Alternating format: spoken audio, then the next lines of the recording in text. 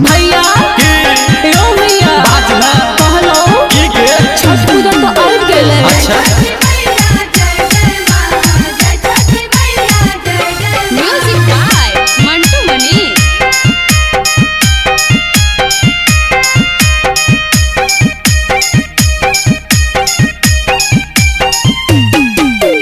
दौरा कतो से लोबैयो भैया कुनिया कतो से लोबैयो।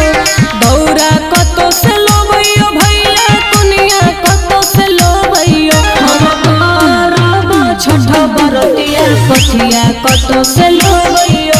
हम करब छठ बरतिया पथिया कतो से लोबैयो। अच्छा पथिया हाँ हाँ पथिया हे गौरा मधुबनी से लोबै दरभंगा से लोबै कोनिया गे दरभंगा से लोबै कोनिया गे हम जाई छी घूमे बजरिया लौने हे बहु पथिया गे हम जाई छी घूमे बजरिया लौने हे बहु पथिया गे ठीक छे जा।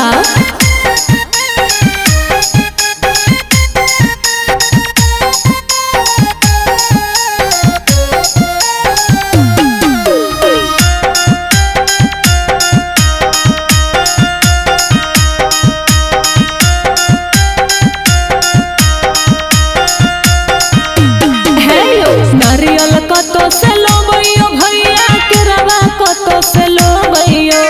नारियल कतो से लोबैयो भैया केरवा कतो से लोबैयो। हम करब छठ बरतिया फलवा कतो से लोबैयो। हम करब छठ बरतिया फलवा कतो से लोबैयो। अच्छा फलवा हाँ हाँ फलवा हे नारियल हम सुपौल से लोबै सहरसा से लोबै केलवा गे सहरसा से लोबै केलवा गे हम जाई छी घूमे बजरिया लौने हे बहु फलवा गे हम जाई छी घूमे बजरिया लौने हे बहु फलवा गे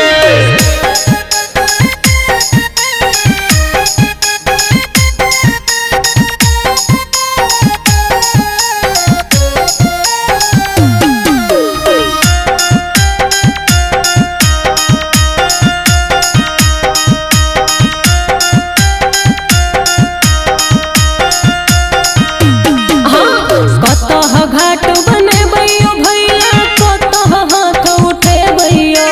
कतह घाट बनेबैयो भैया कतह हाथ उठेबैयो। हम करब छठ बरतिया अरब कोना के देबैयो। हम करब छठ बरतिया अरब कोना के देबैयो। अच्छा अर्घा हाँ हाँ अर्घा हे कोसी कमल पे घाट बनेबै ओतई हाथ उठेबै गे ओतई हाथ उठेबै गे हे गे हमहू करबै छठ बरतिया संगे